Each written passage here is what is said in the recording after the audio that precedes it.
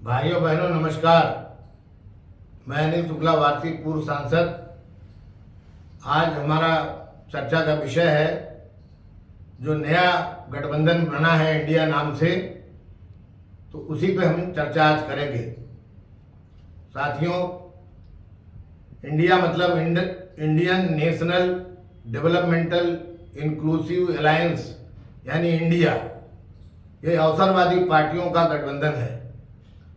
आज हम इसी के संबंध में चर्चा करेंगे।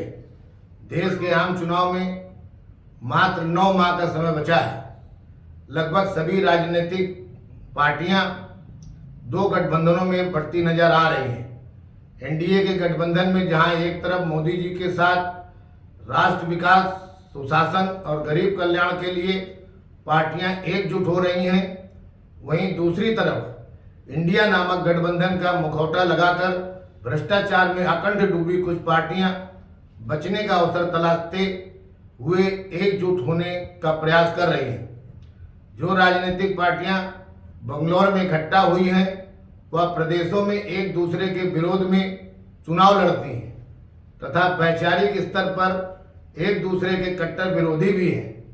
जैसे केरल में वामपंथी दल कांग्रेस के खिलाफ चुनाव लड़ते हैं, तो बंगाल में कांग्रेस और वामपंथी दल मिलकर ममता बनर्जी के खिलाफ चुनाव लड़ते हैं।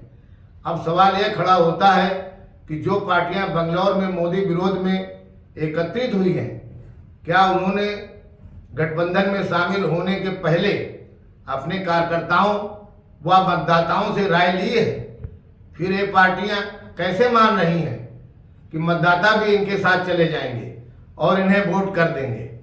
इसलिए कुछ मोदी विरोधी राजनीतिक विश्लेषकों ने यह कैसे तय कर लिया कि राजनीति अंकगणित पर चलती है और 2019 के आम चुनाव में मिले वोटों के आधार पर गठबंधनों में वोटों का बंटवारा कर दिया। आज का मतदाता जाति, धर्म, संप्रदाय से ऊपर उठकर अपना, अपने परिवार व देश का विकास चाहता है। जनता राजनीति में शुचिता, कर्मठता और ईमानदारी का आचरण चाहती है। जो पार्टियां इंडिया नाम के नए गठबंधन का हिस्सा बनी हैं, उनमें ज्यादातर पार्टियां भ्रष्टाचार में आकंठ डूबी हैं। देश की जनता अब भ्रष्टाचार बर्दाश्त करने की स्थिति में नहीं है। लोगों के दिमाग में 2G स्पेक्ट्रम घोटाला, कोयला आवंटन घोटाला, कॉमनवेल्थ गेम घोटाला, बोफोर्स आदि घोटाले ताजे बने हुए हैं।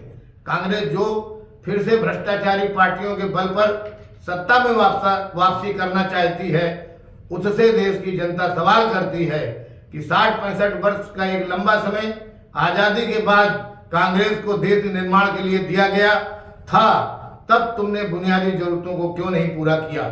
गरीबी हटाओ का नारा देकर लोगों को गरीबी रेखा के नीचे जीने पर मजबूर कर दिया।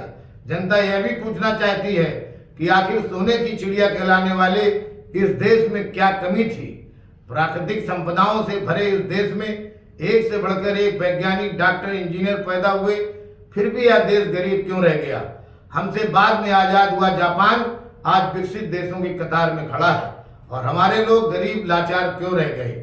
अब जब 2014 में गरीबों की आशा की किरण के रूप में मोदी जी प्रधानमंत्री बने और रात दिन मेहनत कर गरीबों की गरीबी दूर करने के लिए उनकी बुनियादी जरूरतों को जैसे मकान, पानी, बिजली, राशन, दवा, पढ़ाई आदि की मुफ्त व्यवस्था की, तो भ्रष्टाचारी यह सब देखकर परेशान हो गए और एक नापाक गठबंधन बनाकर मोदी को हटाने के प्रयास में लग गए।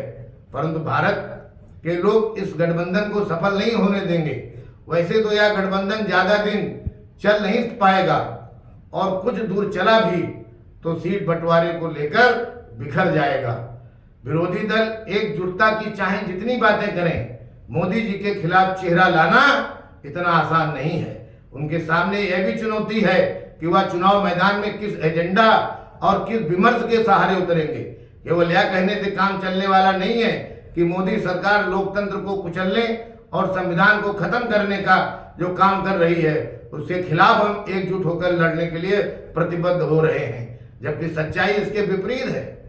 मोदी सरकार संविधान के काले कानून जैसे धारा 370 तथा अन्य गुलामी की मानसिकता दर्शाने वाले कानूनों को खत्म कर रही है और 3 तलाक जैसे नए कानून बनाकर मुस्लिम महिलाओं को सम्मान दिलाने का काम कर रही है।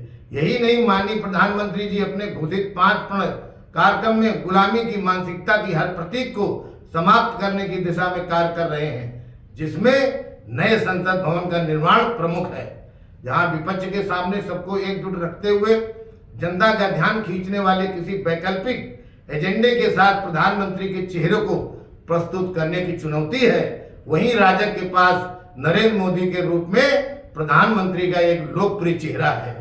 उनकी लोकप्रियता राजग के लिए एक बड़ी ताकत है। इन परिस्थितियों में विपक्षियों का गठबंधन सफल नहीं होगा और 2024 में मोदी जी पुनः देश की बागडोर प्रधानमंत्री के रूप में संभालेंगे। थैंक यू, बहुत बहुत धन्यवाद आप सबको। यदि आपको मेरा चैनल पसंद आया हो तो लाइक व सब्सक्राइब करना ना भूलें। बहुत बहुत धन्यवाद।